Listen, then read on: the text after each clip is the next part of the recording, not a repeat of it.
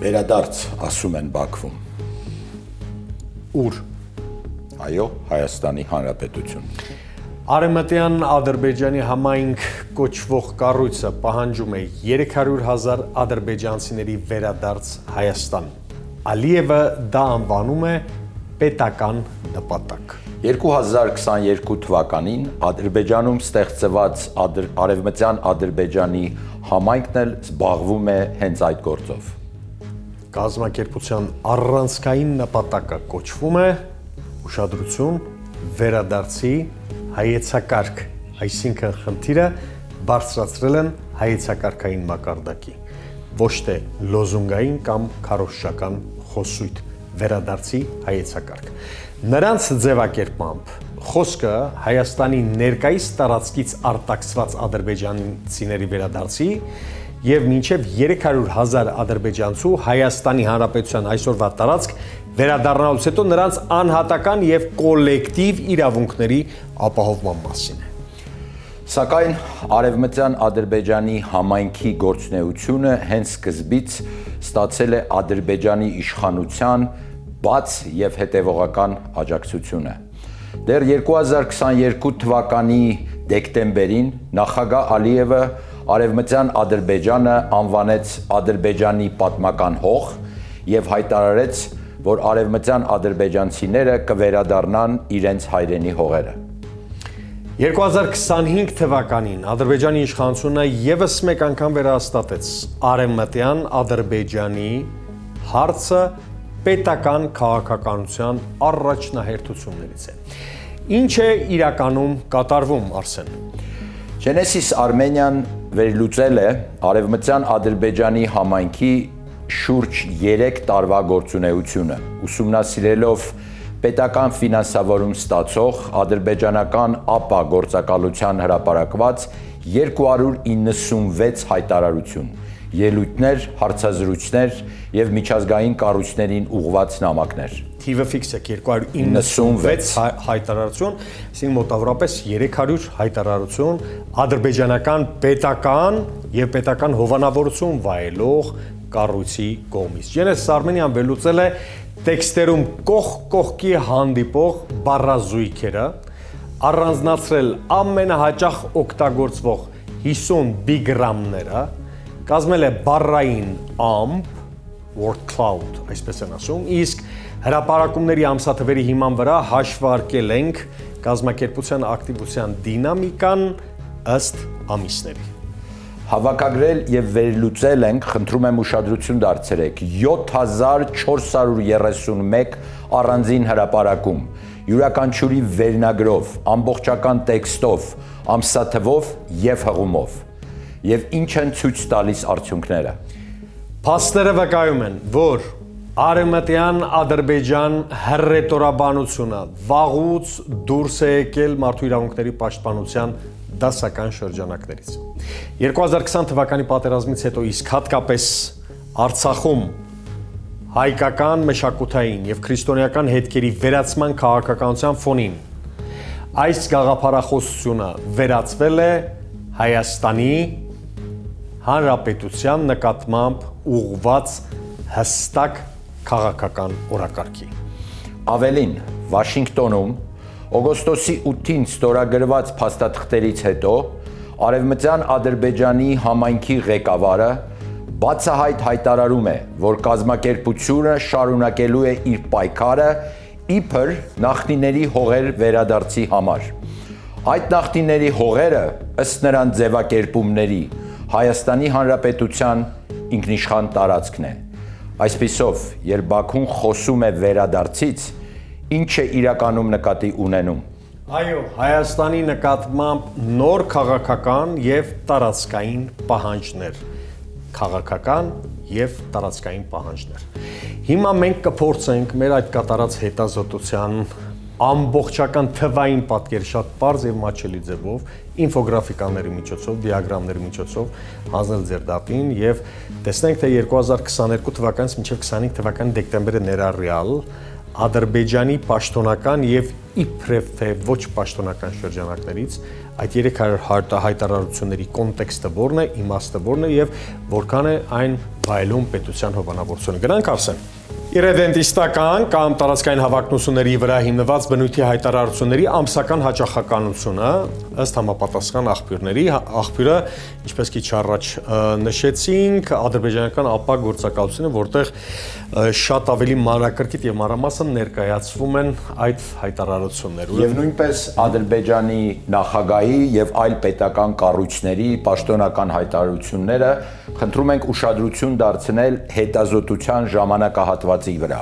2023 թվականի հունվարից մինչև 2025 թվականի դեկտեմբեր։ Գրեթե 3 տարի։ Այո։ Գրեթե 3 տարվա պաշտոնական հայտարարություններ, ուրեմն կապույտով պաշտոնական հայտարարություններ են, որոնք հնչել են Ալիևի կամ Ադրբեջանի քաղաքական իստեբլիշմենտի կողմից անմիջականորեն, իսկ կարմիրով այսպես կոչված արևմտյան Ադրբեջանի համայնքի հայտարարությունները։ Արսեն, որը կուզես դու վերցնես ներկայացնել։ Պաշտոնական հայտարարությունները ուշադրություն դարձրեք, ինչպես 23 թվականից մինչև 25-ի վերջը,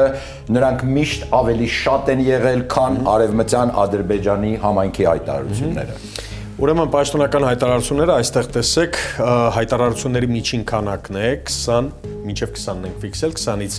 ավելին, թե ինչպիսին են եղել, ուրեմն 2023 թվականին 21 պաշտոնական հայտարարություն է եղել, 24 թվականին 13 պաշտոնական հայտարարություն եւ 25 թվականին 16 պաշտոնական հայտարարություն։ Այսինքն սա եւս մեկ անգամ ցույց է տալիս, ինչպես վերադարձի հարցը Ադրբեջանի համար պետական քաղաքականության խնդիր է դարձել։ Եվ կարմիրով արևմտյան Ադրբեջանի համայնքի հայտարարությունները տեսնում ենք 23 թվականին, այսինքն Արցախի հայաթափման տարում պետական եւ ոչ պետական պաշտոնապես այսպես ասենք կազմակերպությունները կամ միավորները, այսինքն պետությունն ու այդ համայնքը գրեթե հավասար հայտարարություններ են արել։ Այո։ Արևմտյան Ադրբեջանի այսպես կոչված խոսույթի ակտիվացման եւ 300,000 ադրբեջանցիների վերադարձի մասին։ 24 թվականին բնականաբար մի փոքր նվազել է, բայց պաշտոնական հայտարարությունները երակի ավելին են, 8-ակի ավելի է 25 թվականին։ Խնդրեմ մյուս գրաֆիկան։ Խնդրեմ, ներկայացրու։ Ուշադրություն դարձրեք նույն ժամանակահատվածը 23 թվականի հունվարից մինչև 25 թվականի դեկտեմբերը, այստեղ դուք տեսնում եք ամսական հաճախականությունը ըստ նույն աղբյուրների, ադրբեջանական ԱՊԱ գործակալության աղբյուրների եւ Ադրբեջանի պաշտոնական հայտարարությունների, նախագահի աշխատակազմի եւ այլ պաշտոնական աղբյուրների վերլուծությունը այս նույն բնույթի հայտարարությունները ամսական հաճախականությամբ ուշադրություն դարձրեք նորից շատ հազվադեպ է լինում 23 թվականին գրեթե երևի մեկ ժամանակահատված, երբ արևմտյան Ադրբեջան համայնքի հայտարարությունները մի փոքր ավելի շատ են, քան պաշտոնական հայտարարությունները, որոնք կապույտ գույնով են նշանակված։ Արսեն, այստեղ մի փոքր փակագից բացենք պարզապես։ Այս պիկը, որ մենք տեսնում ենք արևմտյան Ադրբեջան համայնքի հայտարարությունների, պայմանավորված է բացառապես Արցախի հայաթափմանը հաջորդած ժամանակահատվածում Հայաստանի եւ հայ ժողովրդի նկատմամբ լրացուցիչ հոգեբանական ճնշումներ իրականացվելով, որովհետեւ այստեղ սեպտեմբեր-հոկտեմբեր ամիսներն են ընկնում, երբ պետությունը ագրեսիա կիրառեց, պատերազմ հայտարարեց եւ էթնիկ զտման փորձ կատարեց Արցախում, հայտարարությունները իջան, հա, որը մենք տեսնում ենք այստեղ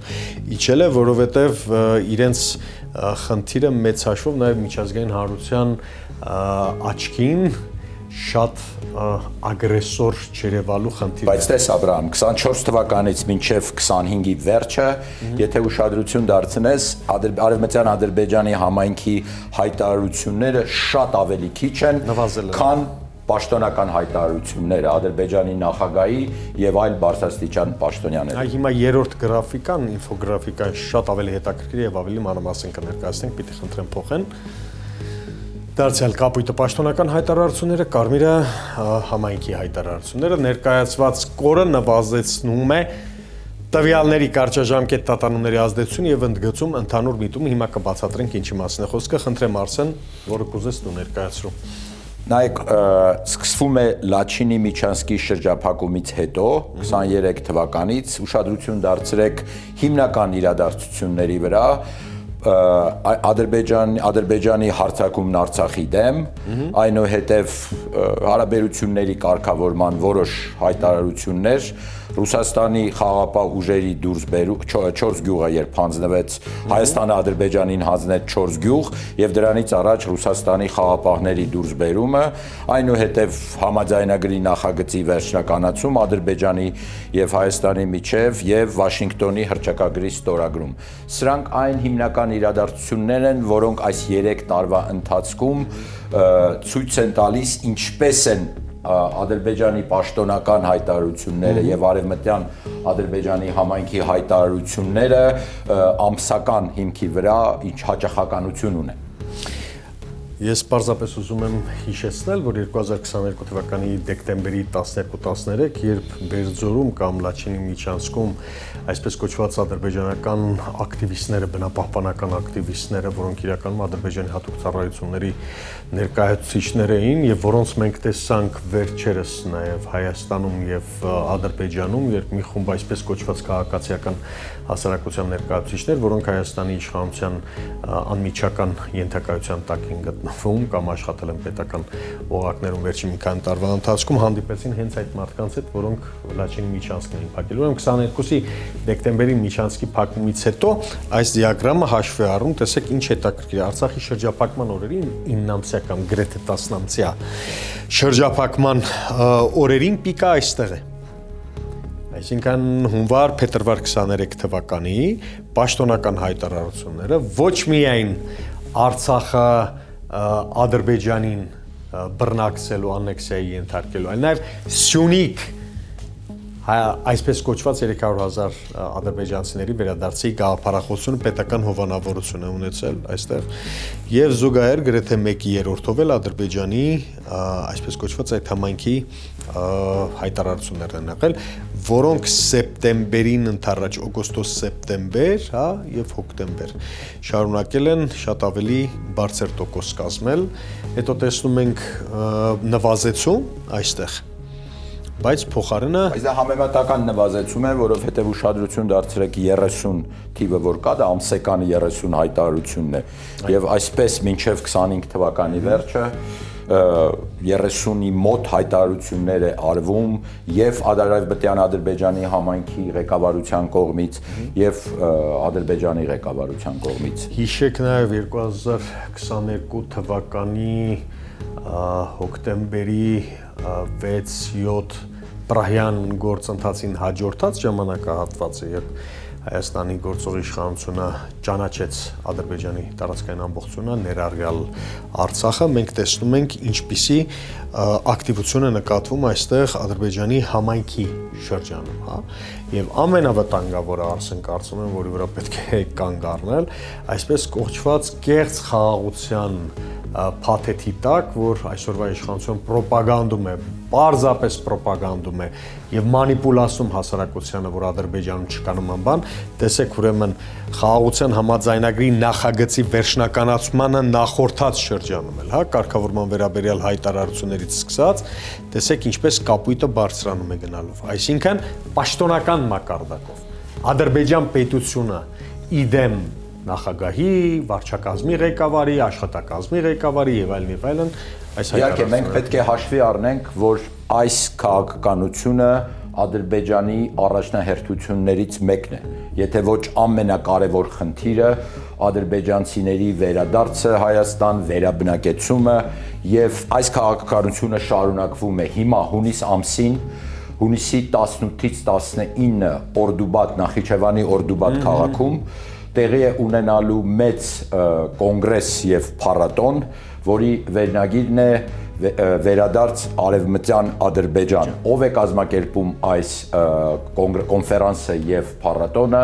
Ադրբեջանի նախագահի ներկայացուցիչը Նախիջևանում, Ադրբեջանի կրթության նախարարությունը, Ադրբեջանի ուրեմն Արևմտյան Ադրբեջանի համայնքը եւ Նախիջևանի պետական համալսարանը։ Ինչ է նպատակը այս փառատոն կոնֆերանսի նոյեմբեր ամսին 26 թվականի հրավիրել մեծ միջազգային կոնգրես նույն պետական հովանավորության ներքո, որի խորագիրն է վերադարձ դեպի Արևմտյան Ադրբեջան։ Արսենը որպես վաստակավոր դիվանագետ եւ Արցախյան բանակցություններում եւ Հայաստան-Ադրբեջան բանակցությունների մասնակից շատ լավ կհիշի եւ կվկայի Արսեն խնդրում եմ ասես բոլոր բանակցություններին, որոնց դու մասնակցել ես, զուգահեռ կողքից տեսել ես, որ միջազգային տարբեր ֆորմատներում Եվրախորհուրդ կլինի, ԵԱՀԿ Մինսկի շրջանակ կլինի, ՄԱԿ-ի տարբեր ամբիոններում կլինեն, որտեղ Ադրբեջանը Հայաստանի հետ բանակցել է Արցախի հարցով։ Միշտ իր բանակցային թիմում ներառել է նաև մարդկանց, որոնք ծնունդով խորհրդային Հայաստանի ծնունդ են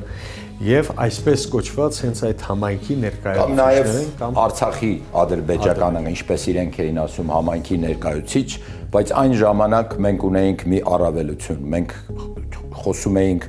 հաղթողի դիրքից եւ թույլ էլ անգամ չէինք տալիս, որ այս հարցերը բարձրանային եւ դառնային քննարկման առարկա։ Ինքնիշխանության գիտակցումը պետության շատ ավելի բարձր էր եւ ինստիտուցիոնալ հիմքի վրա էր դրել։ Իդեպ ասեմ, այս հետազոտության ամբողջական արդյունքները եւ ամբողջական հետազոտությունը մենք շուտով տեղադրելու ենք մեր կայքում հայերեն եւ անգլերեն լեզուներով եւ մեր հորդորն է բոլորին անպայման օգտվել, որովհետեւ շատ լուրջ աշխատանք է կատարվել, տքնաջան աշխատանք է կատարվել, նշեցի 300 հայտարարության ուսումնասիրությանն է վերաբերում խոսքը։ Տեղադրելու ենք 3w.genesarmenia.am մեր կայքում, նաև մենք հասանելի ենք բնականաբար սոցիալական բոլոր ցանցերում, կարող եք ծանոթանալ եւ Facebook-ից եւ Telegram-ի մեր Genesis Armenia խմբից եւ Instagram-ից եւ սոցիալական բոլոր հնարավոր հարթակներից։ Այսքանը սա կարևոր է ինք համարում, անկեղծ ասած նշել, որովհետև բոլորը շատ լավ պիտի հասկանան, որ վերադարձ արևմտյան Ադրբեջան արտահայտությունը միֆ չէ, շինծու միտք չէ, քարոզչություն չէ, պաթոս չէ, իրականություն է, փաստահեն իրականություն, որը հերքում են բացառապես մեկ կենտրոնում Հայաստանի Հանրապետության իշխանությունը Ադրբեջանը ընդհանուր չի հերքում դա, բայց Հայաստանի իշխանությունը բնականաբար հերքում է։ Սա կարևոր է, ես կհորդորեմ մեր հայրենակիցներին անպայման աչալուրջ լինել եւ այս հետազոտությունը առաջիկա մեկ շաբաթվա ընթացքում ամբողջական եւ գիտականորեն անխոցելի լինելով ճիշտ մեթոդաբանությունը պայելով կհրապարակենք։ Շնորհակալություն։ Շնորհակալություն։